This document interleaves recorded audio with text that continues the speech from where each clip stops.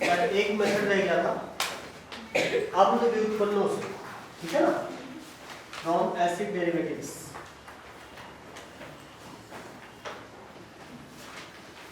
From acid derivatives. Acid derivatives का मतलब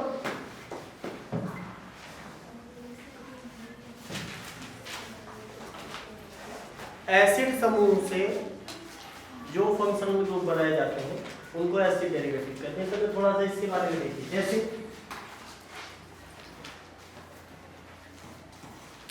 ये पता होगा ना कार्बोक्सिलिक एसिड समूह है, ठीक है, COOH को हम क्या कहते हैं, कार्बोक्सिलिक एसिड। अगर इसमें से इस OH को हटा करके इसकी जगह आप NH2 जोड़ लो तो ये हो जाएगा अमाइड। क्या हो जाएगा, अमाइड। अगर इसकी जगह क्लोरीन जोड़ दें तो एसिड क्लोराइड, ठीक है ना। अगर इसकी जगह OR जोड़ दें तो हो जाएगा एस्टर, ठीक है ना। इनको एसिड डेरिवेटिव्स कहा जाता है। क्या कहा जाता है, एसिड डेरिवेटिव्स, ठीक है ना, या अम्ल व्युत्पन्न।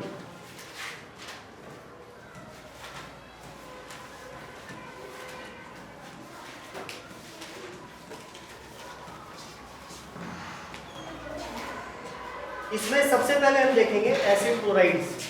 इससे एसिड क्लोराइड्स,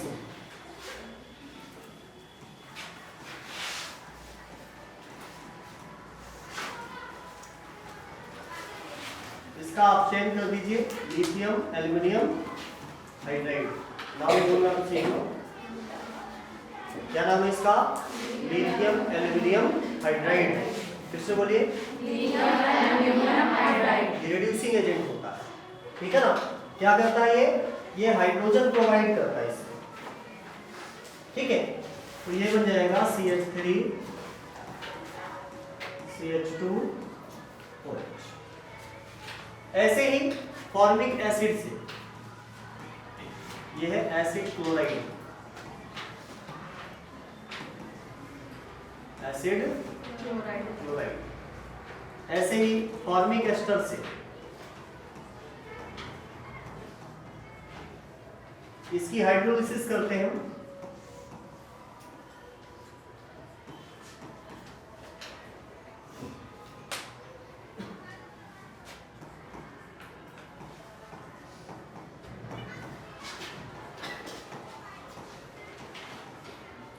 अल्कोहल बन जाएगा।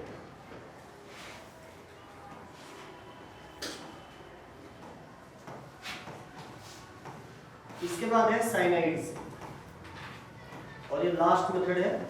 जैसे CH3CN, ये वाला जो फंक्शनल ग्रुप है क्या कहलाता है, साइनाइड कहलाता है, ठीक है ना। इसकी हाइड्रोलिसिस कर दीजिए एसिडिक मीडियम में। ये बहुत काम की चीज है ना। साइनाइड का नाम सुना है, हाँ, खा के मर जाते हैं, इसलिए काम की नहीं है। काम की इसलिए कि इससे बहुत सारे कंपाउंड बनाए जा सकते हैं, ठीक है ना। तुम्हारा तो बस एक ही स्कोप रहता है, CH3 CH2।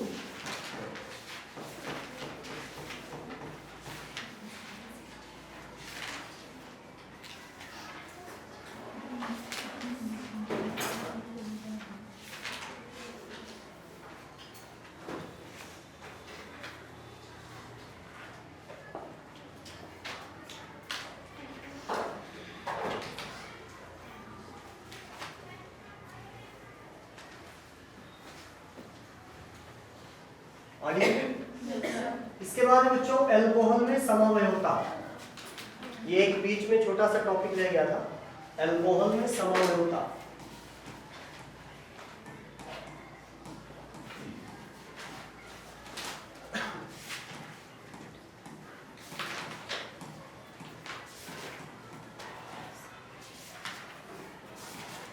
ठीक है, पहले संरचनात्मक देखेंगे। संरचनात्मक समवयवता में ये दिखाते हैं स्थान समवयवता और क्रियात्मक समवयवता, मुख्य रूप से स्थान समवयवता और क्रियात्मक समवयवता। ठीक है ना। इसके बाद प्रकाशीय भी दिखाते हैं। प्रकाशीय तो लगभग सभी दिखाते हैं।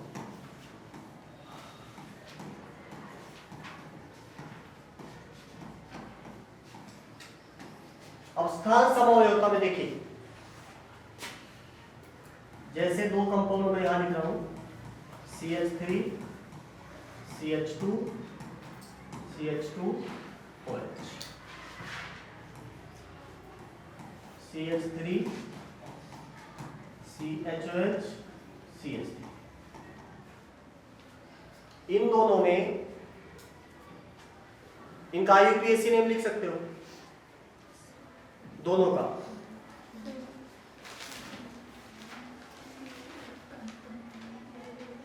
सबसे पीछे, हाँ बेटा बताओ, इसका बताओ।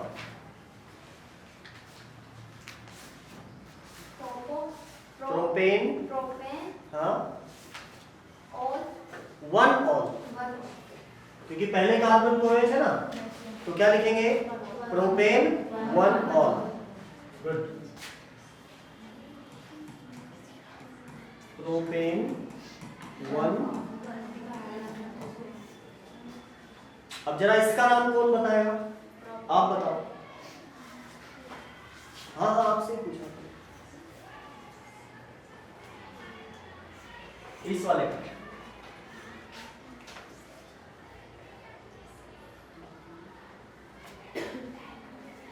अरे नाम लिखा तो है, propane two ol. Propane two ol. Two क्यों लगा बेटे? क्योंकि OH ग्रुप दूसरे कार्बन पे, आप चाहे इधर से नंबर कर लो या इधर से, दूसरे कार्बन पे है ना, तो इसीलिए हम लिखेंगे propane two ol. Propane two all.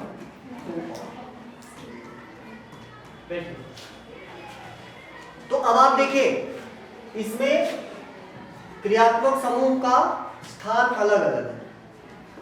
ये पहले कार्बन पे है और यहाँ दूसरे। ठीक है ना। तो ऐसे समवयवियों को क्या कहा जाता है?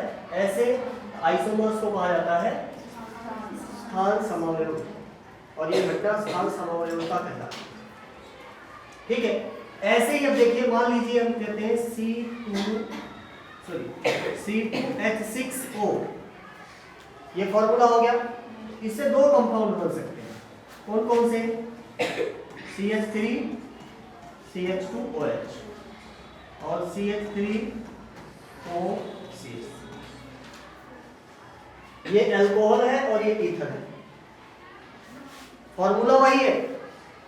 अगर इसका ओवरऑल फॉर्मूला देखेंगे तब भी यही है, इसका ओवरऑल फॉर्मूला देखेंगे जब भी यही है, लेकिन दोनों में क्रियात्मक समूह अलग अलग है। इसमें अल्कोहल है और इसमें ईथर है। इसमें क्या है? अल्कोहल, और ये कौन सा ग्रुप है? ईथर। ठीक है ना। तो जहां पे फॉर्मूला सेम हो बट फंक्शनल ग्रुप अलग अलग हो, उनको हम कहते हैं क्रियात्मक समवयवता या क्रियात्मक समूह समवयवता। ठीक है। प्रकाशीय समवयवता, ये बताया गया था कि कुछ ऐसे कंपाउंड होते हैं जो प्लेन पोलराइज्ड लाइट को रोटेट करते हैं, है ना, या तो लेफ्ट में या राइट में। अगर लेफ्ट में रोटेट करेंगे तो कहेंगे लिवो रोटेटरी। क्या कहेंगे? लिवो रोटेटरी। ठीक है ना। हिंदी में बोले तो कहेंगे वामावर्त आघूर्णी। वामावर्त आघूर्णी। और अगर दाहिनी साइड में घुमा रहा है, राइट हैंड साइड में रोटेट कर रहा है, तो उसको कहेंगे डेक्स्ट्रो रोटेटरी या दक्षिणावर्त आघूर्णी। किसी भी कंपाउंड में प्रकाशीय समवयवता दिखाए जाने के लिए सबसे जरूरी बात क्या है पता है? किसको लिखवाया गया था? उस कंपाउंड में एक कायरल कार्बन होना चाहिए। कायरल कार्बन मतलब असममित कार्बन, जिस कार्बन की चारों संयोजकता चार अलग अलग चीजों से पूरी है। जिस कार्बन की चारों संयोजकता चार अलग अलग समूहों से पूरी हो रही हो, उसे हम कहेंगे कायरल कार्बन या असममित कार्बन। जैसे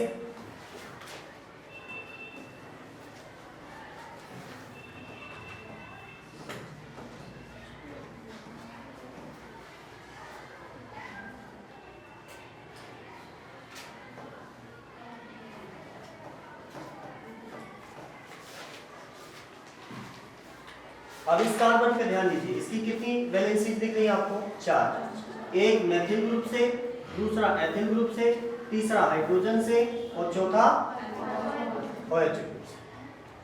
तो ये कार्बन कैसा हो गया बच्चों? असममित कार्बन। कैसा हो गया? असममित कार्बन। ठीक है ना। अब ये प्रकाशीय सक्रिय होगा। क्या होगा? प्रकाशीय सक्रिय। मतलब अगर इसमें से आप प्लेन पोलराइज्ड लाइट पास करेंगे तो ये प्लेन पोलराइज्ड लाइट को रोटेट करेगा। ठीक है ना। किधर करेगा? It can not be predict by seeing only structure. हम सिर्फ इसको देख के नहीं बता सकते, इसके लिए आपको इसे लैब में ले जाना पड़ेगा। ठीक है ना। पोलरिमीटर में डाल करके चेक करना पड़ेगा कि ये डेक्स्ट्रो है या लिगो। हाँ, ये गारंटी है कि अगर ये डेक्स्ट्रो है तो इसका जो मिरर इमेज बनेगा, इसका जो मिरर इमेज बनेगा दैट विल बी लिगो।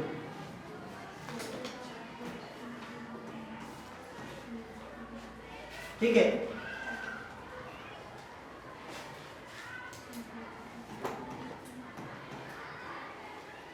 इन दोनों में रिलेशन होता है। अगर ये डेक्स्ट्रो है तो ये वाला क्या कहलाएगा? ये कैसा होगा? लिगो। और अगर ये लिगो होगा तो ये मतलब अपोजिट होते हैं। मिरर इमेज, इसको कहते हैं मिरर इमेज रिलेशन। ऐसे कंपाउंड के लिए एक वर्ड यूज किया गया था आपके पिछले चैप्टर में,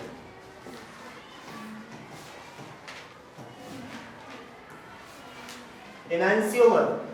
क्या कहा गया था? एनांसियोमर। बहुत पूछा जाता है, 2 नंबर में इसकी परिभाषा मोस्टली पूछी जाती है कि एनांसियोमर क्या होते हैं। तो ऐसे 2 कंपाउंड जो एक दूसरे की non super imposable mirror image हो, ठीक है ना, उनको हम क्या कहेंगे? एनांसियोमर। ठीक है, आगे चले। इसके बाद है अल्कोहल के भौतिक गुण। अल्कोहल के भौतिक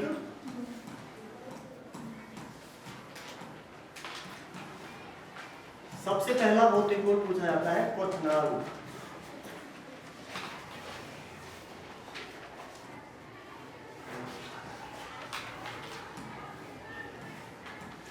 बॉइलिंग पॉइंट।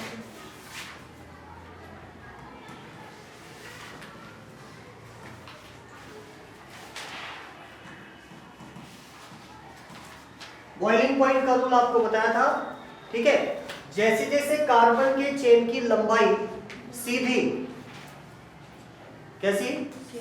सीधी कार्बन चेन की लंबाई बढ़ती जाएगी, वैसे वैसे बॉइलिंग पॉइंट बढ़ता जाएगा। ठीक है ना।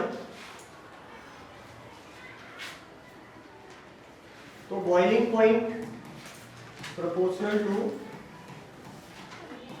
Number of carbon in principal chain और मॉलिक्यूलर मास की, मॉलिक्यूलर, लेकिन अगर उसमें कहीं ब्रांचिंग हो गई, क्या हो गई? ब्रांचिंग का मतलब जैसे मान लीजिए कार्बन कार्बन की चेन ये बनी हुई थी, है ना, इसमें कहीं कोई और चीज आकर के यहां जुड़ गई,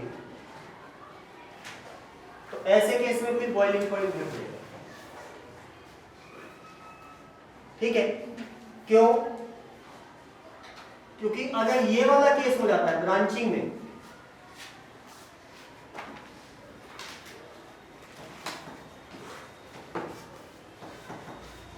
ब्रांचिंग के कारण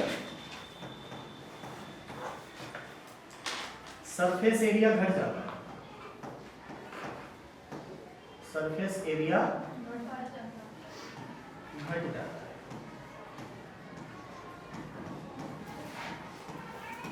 और जब सरफेस एरिया घट जाता है, इसलिए इसमें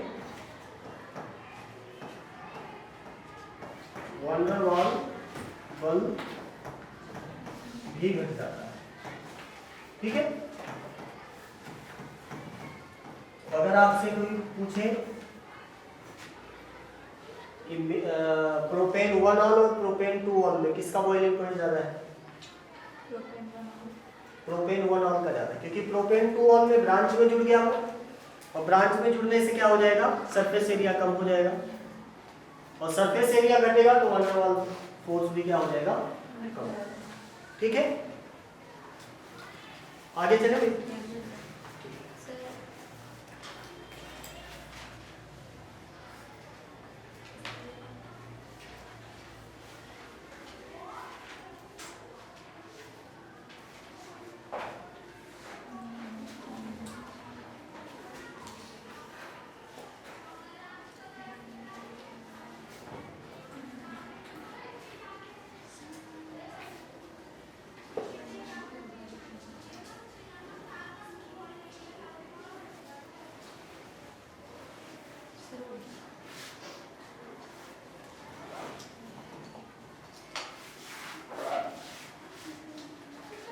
इसके बाद है विलेयता।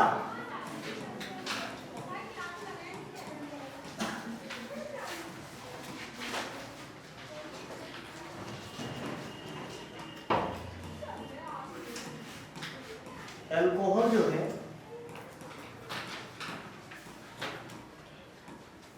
हाइड्रोजन बंध बनने के कारण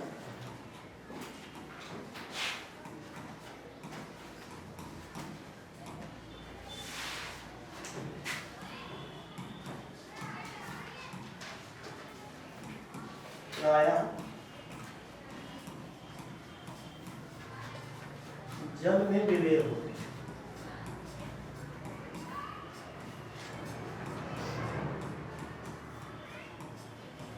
ठीक है ना, लेकिन हाइड्रोकार्बन पार्ट बढ़ने से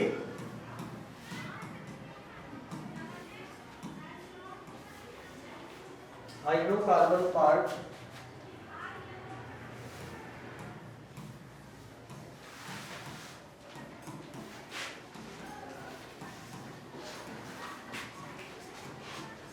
आकार बढ़ने से विलेयता घटती है।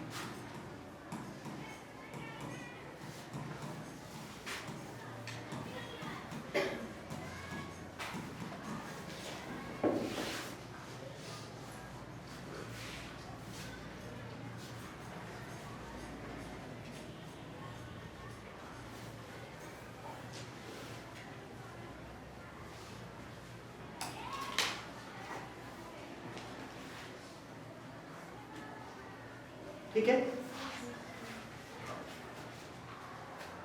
इसके बाद है भौतिक गुण हो गए ना, अब देखेंगे रासायनिक गुण।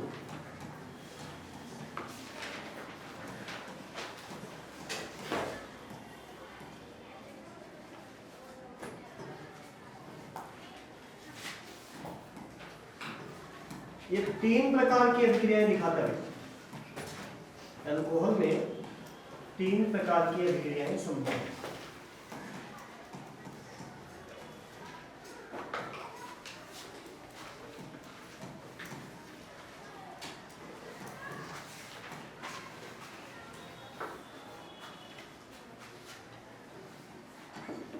पहला, जिसमें RCO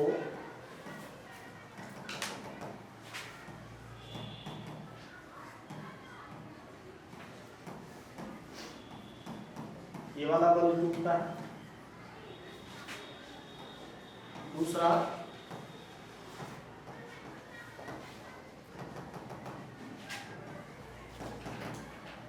ये बंध टूटता है।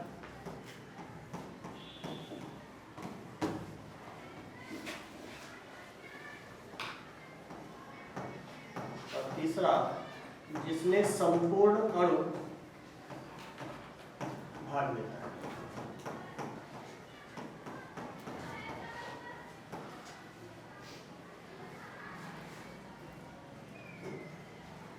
देखिए, आप जब आप अल्कोहल का स्ट्रक्चर बनाते हैं, जैसे मैं मेथनॉल का बना रहा हूं, ऐसा कुछ स्ट्रक्चर बनाता है। ठीक है, तो ये वाला पार्ट तो हो गया हाइड्रोकार्बन पार्ट। आपको पता है क्रियात्मक समूह जो शब्द आया है, ये इसका मतलब ये होता है कि वो समूह जो अभिक्रिया करे, वो समूह जो अभिक्रिया करे। तो इस पूरे मॉलिक्यूल में अभिक्रिया करने के लिए कौन रिस्पॉन्सिबल है?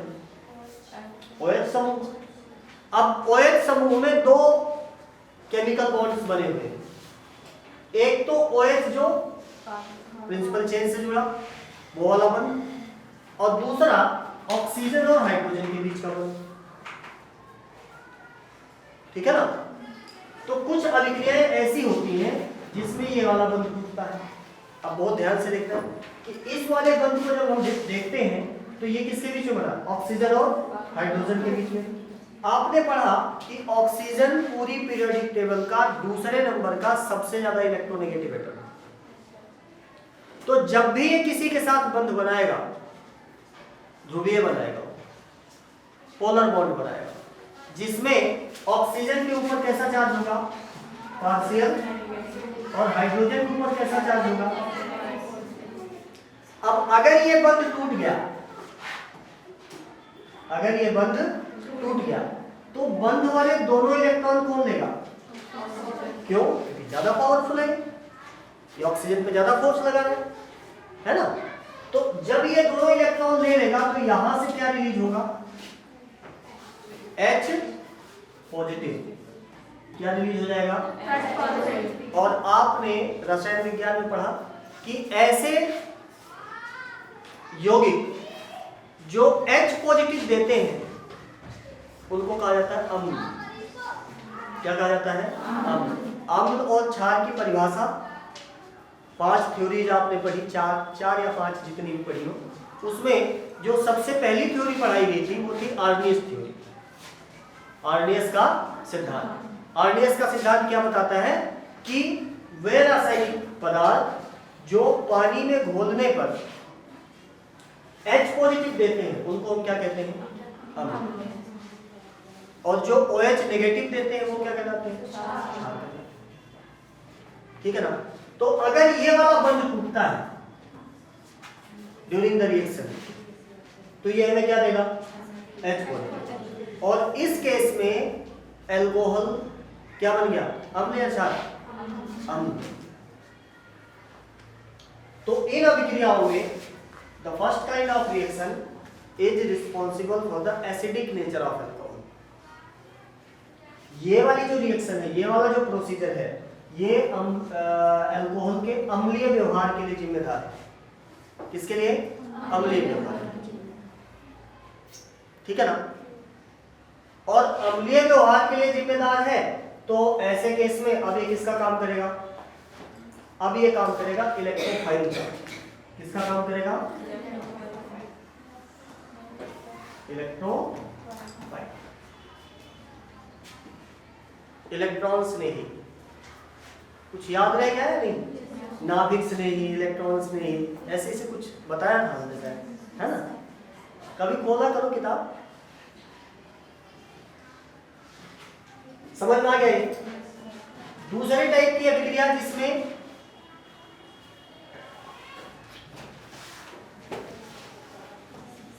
ये वाला बंध टूटता है। अगर ये वाला बंध टूटेगा तो अब बात वही है, दोनों इलेक्ट्रॉन किसके पास जाएंगे? ऑक्सीजन के पास। और कार्बन पे कैसा चार्ज आएगा? Positive charge. कार्बन पे कैसा चार्ज आएगा? मतलब इस तरीके की जितनी भी रिएक्शन होंगी उन सब में क्या बनेगा? कार्बोधनाइन बनेगा। क्या बनेगा? कार्बो।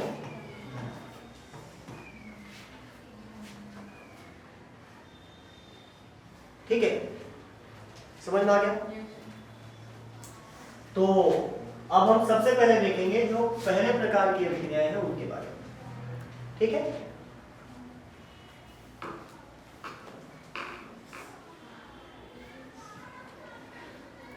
आगे चलिए।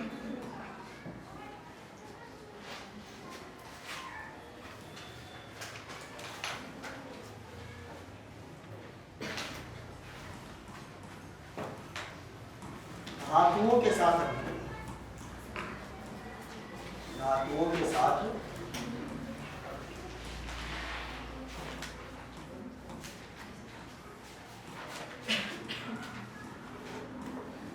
Hydrogen gas release. कौन सी गैस निकलती है इसमें? Hydrogen gas. जैसे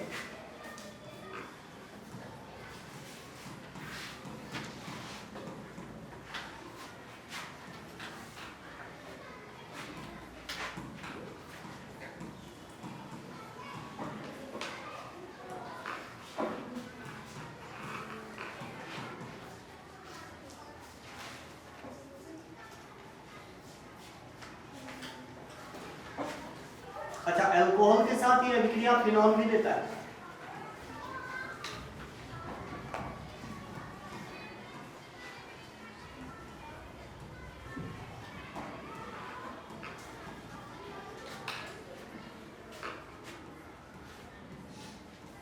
sodium phenoxide plus hydrogen gas.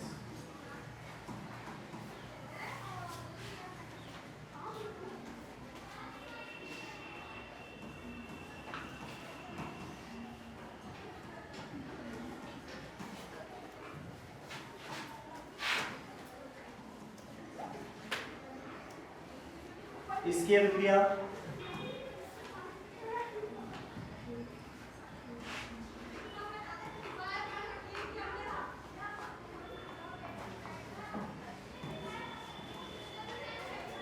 Aluminium से करवाए हैं।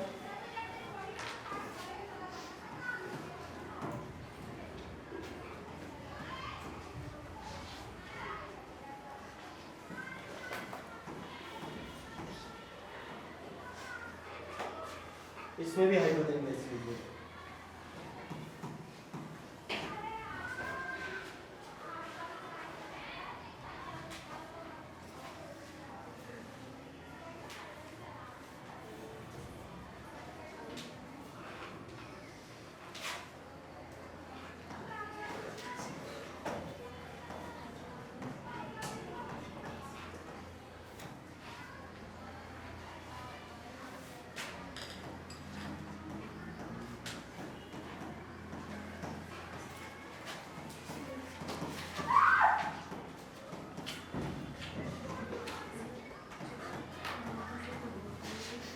अल्कोहल H पॉजिटिव देने के कारण कैसे लिखाएंगे? अम्लीय होते हैं, लेकिन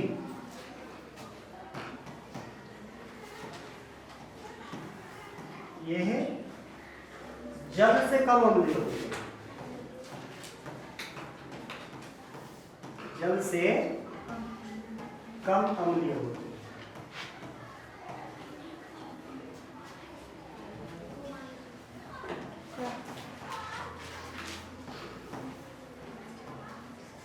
नोट करो एक बार, फिर दिखाते हैं कैसे जल से कम अम्लीय क्यों होते हैं।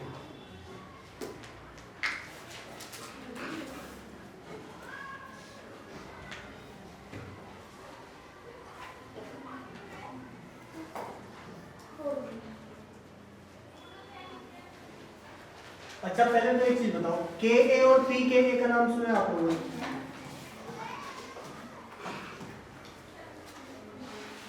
Ka वैल्यूज, अरे डिसोसिएशन कांस्टेंट,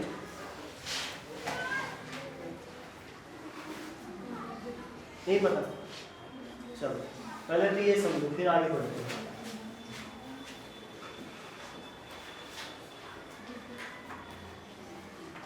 आगे चले ना।